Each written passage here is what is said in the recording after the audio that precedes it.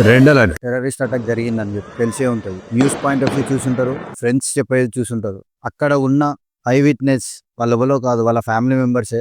జరిగింది జరిగినట్టు వాళ్ళు చెప్పేది ఇప్పుడు మనం మాట్లాడుకుందాం. విత్ వీడియో ప్రూఫ్స్ తో సహా డిస్కస్ చేద్దాం. అన్నీ ఉన్నాయి. అసలు అక్కడ ఏం జరిగింది, ప్రతి ఒక్క ఇన్సిడెంట్ గురించి మాట్లాడుకుందాం. ఈ వీడియో చివరి వరకు చూడండి. నచ్చితే ఒక్కరికి షేర్ చేయండి, నచ్చకపోతే 10 కామెంట్లు కింద పెట్టండి. అలాగే లైక్, షేర్, సబ్స్క్రైబ్ చేసుకోండి, బెల్ ఐకాన్ ఆన్ చేసుకోండి. వీడియోలోకి వెళ్ళిపోదాం. ఇది ఒక అందమైన టూరిస్ట్ స్పాట్. దీన్ని మన ఇండియాలో ఒక మినీ స్విట్జర్లాండ్ అని చెప్పి పిలుస్తారు. కానీ చాలా భయంకరమైన విషయం జరిగింది. ఎంతమంది చనిపోయారో తెలుసా? మనకు వచ్చిన ఎగ్జాక్ట్ ఇన్ఫర్మేషన్ ప్రకారం 26 మంది చనిపోయారు. దీంట్లో ఫారినర్స్ కూడా ఉన్నారు. ఎవరు చేసిళ్ళు ఇదంతా? ఈ టెర్రరిస్ట్ అటాక్ జరిగింది నిన్న ఆఫ్టర్నూన్ 2 o'clock. అక్కడ కేవలం టూరిస్టులే కాదు, కొత్తగా పెళ్ళైన వాళ్ళు హనీమూన్కి వచ్చిళ్ళు, పేరెంట్స్ ఫ్యామిలీతోని వెకేషన్కి వచ్చిళ్ళు, చిన్న చిన్న పిల్లలతో వచ్చిన ఫ్యామిలీస్ ఉన్నాయి అక్కడ. అసలు ఆ టైంలో వాళ్ళు ఎంత భయపడి ఉంటారు కదా. వాళ్ళ కళ్ళ ముందే వాళ్ళ ఫ్యామిలీ హస్బెండ్స్ ప్రాణాలు పోతుంటే చూస్తూ ఉండిపోయారు, ఏం చేయలేక. మనం ఆ టైంలో ఎగ్జాక్ట్గా ఏం జరిగిందో ఏ ఒక్క చిన్న విషయం కూడా మిస్ అవ్వకుండా డిస్కస్ చేద్దాం. టూరిస్టులు సంతోషంగా గడుపుతుంటే సడన్ గా టెర్రరిస్టులు వచ్చిళ్ళు. అక్కడున్న మోస్ట్ టూరిస్ట్ ఫ్యామిలీస్ అందరూ వాళ్ళ భార్య భర్తలతో పిల్లలతో వచ్చిన వాళ్ళే.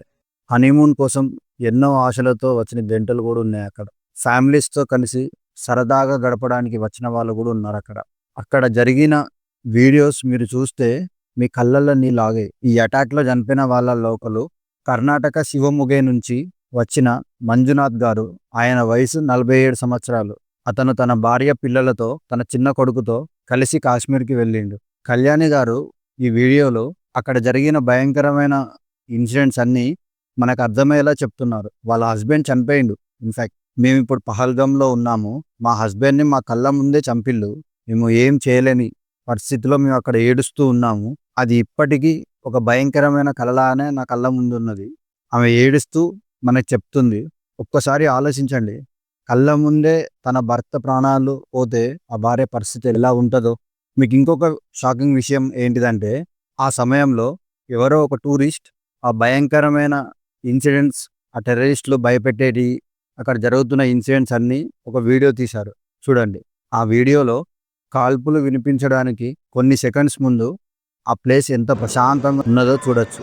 మొత్తం చుట్టూ గ్రీనరీ, కానీ తర్వాత ఒక్కసారిగా గన్ షాట్ సౌండ్స్, పరుగులు తీస్తున్న జనం.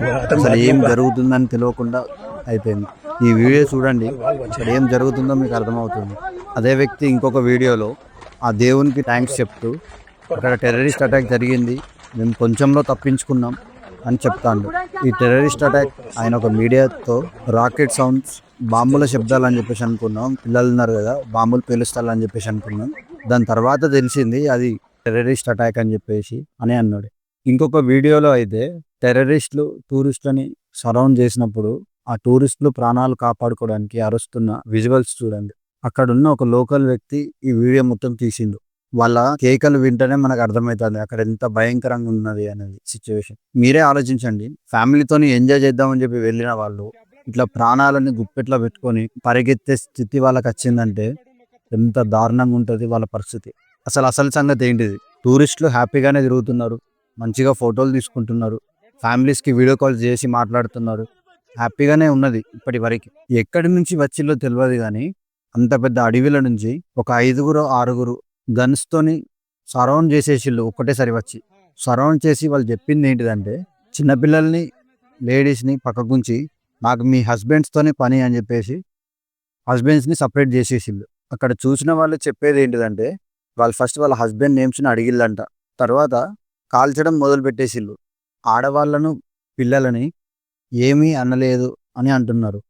కానీ 1-2 బుల్లెట్లు కాల్చుడు కాదు, 50 రౌండ్లు కాల్చిళ్ళు.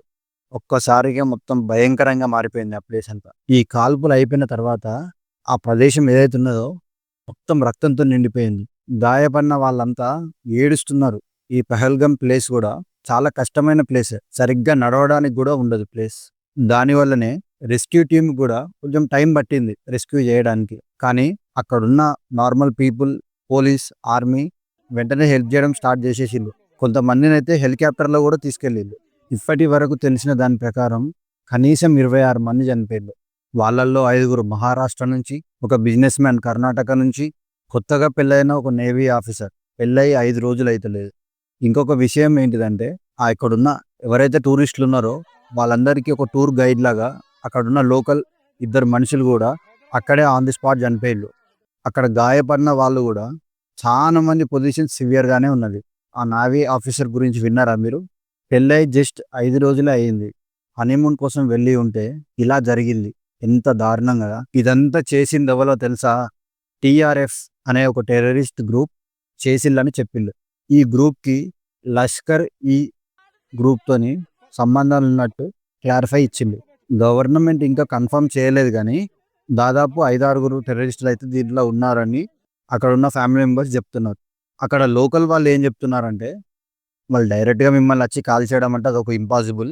ఇక్కడ ఉన్న లోకల్ పర్సన్ ఎవరో ఒక వాళ్ళు ఖచ్చితంగా హెడ్ చేసిళ్ళు. ఈ ప్రాంతం ఏం రోడ్డు ప్రాంతం కాదు, అంత ఈజీగా వచ్చేసి చంపేసి వెళ్ళడానికి. ఇదంతా గుట్టల ప్రాంతం, ఎక్కడ టూరిస్టులు వస్తారు ఎక్కువ మంది అని చెప్పి తెలిసి రావాలంటే ఇది ఒక పథకం ప్రకారం జరిగిందే. దీనికి లోకల్ వాళ్ళ సహాయం లేకుండా చేయడం అనేది ఇంపాసిబుల్ అని చెప్పి వాళ్ళు అంటున్నారు. దీని మీద ఇప్పుడు ఇన్వెస్టిగేషన్ నడుస్తుంది. నేషనల్ ఇన్వెస్టిగేషన్ ఏజెన్సీ ఎన్ఐఏ ఇప్పుడు రంగంలోకి దిగింది.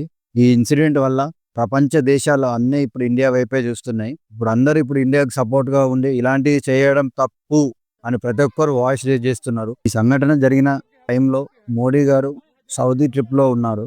ఇది ఇలా జరిగింది అని చెప్పి తెలిసిన వెంటనే తను ఇమీడియట్గా రిటర్న్ అయిపోయి వచ్చిన వెంటనే మోడీ గారు డిస్కస్ చేస్తున్నారు. నాకు ఇక్కడే నెక్స్ట్ స్టెప్ ఏం జరుగుతుంది అని చెప్పేసి క్యూరియాసిటీగా ఉన్నది.